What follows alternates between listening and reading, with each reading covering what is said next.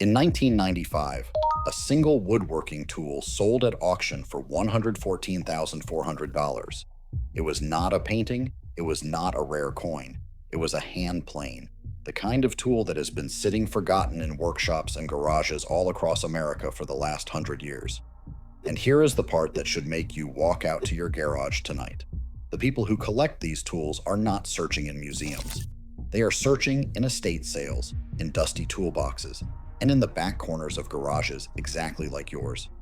Today, we are going to reveal 15 old tools that are quietly selling for hundreds and even thousands of dollars in 2026, why the biggest auction houses are hunting them down, and how to tell if the tool your father left behind is worth more than the car parked next to it.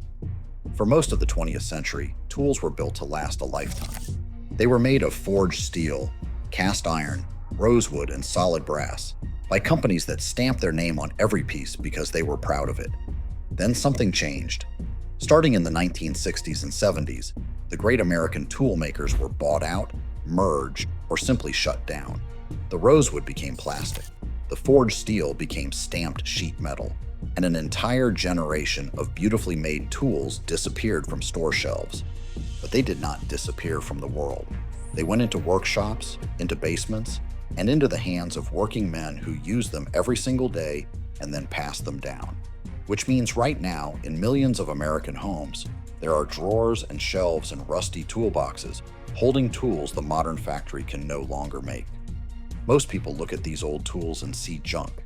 They see rust, chipped paint, and cracked wooden handles, and they toss them in a yard sale box marked $1. Collectors see something completely different. They see craftsmanship that cannot be reproduced, and in some cases, they see a small fortune. So how do you know which is which? How do you tell the $1 rust bucket from the $2,000 treasure? It comes down to the name on the tool, the model, and one or two small details that almost nobody thinks to check. Let us start with the tools you are most likely to own, the ones sitting in your garage right now. If you or your father did any building in the last 60 years, there is a good chance you own a Skilsaw model 77. This is the heavy worm drive circular saw, the one so tough that builders called it the saw that built America. An ordinary used one is not going to make you rich.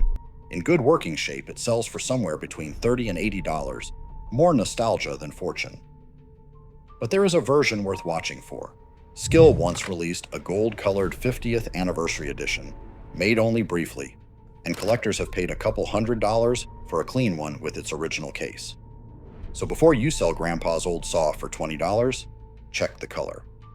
Next, walk over to the hand tools.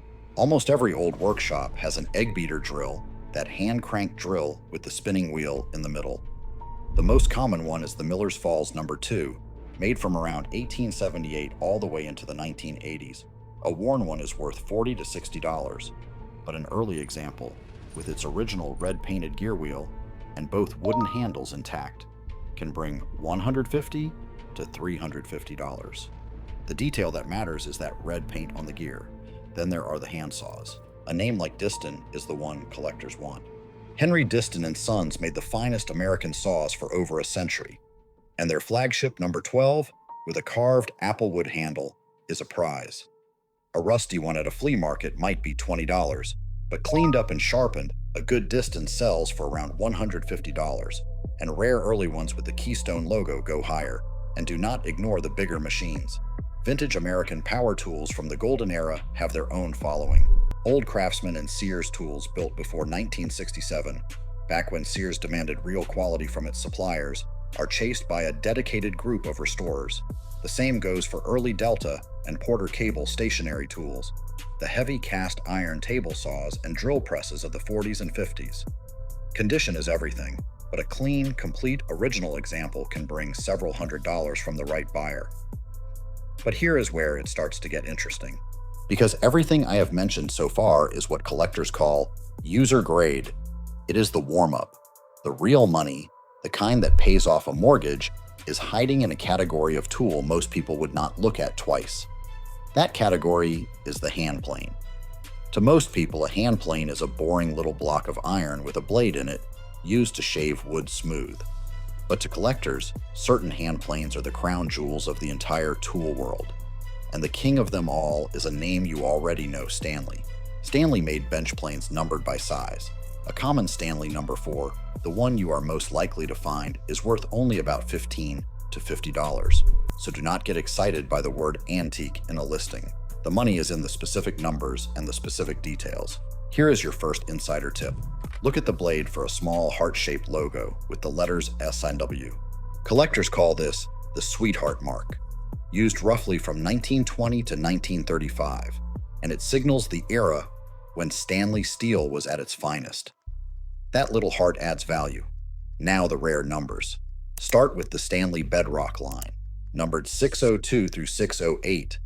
These were Stanley's top-of-the-line planes, the Cadillac of the workshop, and collectors pay 2 to 3 times the price of a standard plane for them. Verified past sales run from about $150 for a common Bedrock up to nearly $500 for a pristine one. Do not overlook the competition either. Miller's Falls, the same company that made that egg beater drill, also made excellent planes in their 900 series, and because everyone chases Stanley, these often sell undervalued at $150 to $400. Collectors in the know snap them up. Watch for Sargent and Company as well, Stanley's great rival. Its best planes are stamped with the letters VBM, which stood for Very Best Made. And because almost everyone chases the Stanley name, good Sargent planes stay consistently underpriced, which is why sharp collectors grab them. Then there is the Stanley number 55, a complicated combination plane from 1897 that could do the work of dozens of separate tools and shipped with boxes of extra cutters. A complete one in its original wooden case commands strong money from buyers who want every last piece. Rarer still is the Stanley number 2, the second smallest bench plane in the line. Good examples change hands for around $275 to $350, and collectors chase them because a full set of Stanley bench planes is nearly impossible to complete without one. But the true treasure is smaller than your hand. It is the Stanley number 1, the smallest bench plane the company ever made, just 5.5 inches long. And this is the strange part. When it was for sale, the number 1 was the cheapest bench plane in the entire Stanley catalog, priced under $3. Almost nobody bought it because it was too small to be practical, and that is exactly why so few survive today. That scarcity turned it into the holy grail. Documented sales sit between about $800 and $1,800. The broader market runs from $800 to well over $2,000, and an exceptional early example in top condition has been valued in the several thousands. A tool that cost $3 when it was new, and it keeps climbing. Step into the world of rare specialty planes, and the numbers turn serious. At one major American tool auction, a Stanley number 164 low-angle plane sold for $3,520. A rare corrugated Union number 2 brought $3,300. A bronze-bodied plow plane made under Miller's patent sold for $3,520 as well. Every one of those is a single hand tool selling for more than a brand new riding mower. So if a little iron plane the size of your palm can bring $3,000 or $4,000, you are probably asking the obvious question: what is the ceiling? What is the most anyone has ever paid for one old tool? The answer is going to sound completely impossible. In 1995, at an auction run by Brown Auction Services, one of the most respected antique tool auction houses in the country, a single tool crossed the block and rewrote the record books. It was a plow plane, a tool used to cut grooves in wood, made by the Sandusky Tool Company of Ohio for the American Centennial in 1876. But this was no ordinary plow plane. Its body was carved from ebony, its arms were gleaming white ivory, and its fittings were nickel-plated. It was a presentation piece, a showpiece built to prove what American toolmakers could do. When the bidding stopped, it had sold for $114,400. That is not a misprint. One hand tool, over $100,000, and it still stands as a world record decades later. And it was not alone. At that same level of the market, an Israel White 3-arm plow plane, patented back in 1834, sold for $17,600. These are the tools that turn dusty workshops into treasure chests. Now I know what you are thinking. You are never going to find an ivory plow plane in your garage. That is true, but you do not need to. Remember, the collectors hunting these $100,000 showpieces are the very same people paying real money for the ordinary-looking planes, drills, and saws we talked about earlier. The whole market is connected, so here is exactly what to do. Go out to the garage and pull every old tool into the light. First, read the name. Stanley, Miller's Falls, Disston, Sandusky, Union, and Sargent are the names that matter. Second, find the model number, usually stamped into the metal or cast into the body. On planes, the small numbers are the valuable ones, the number 1 and number 2, and the Bedrock 600 series.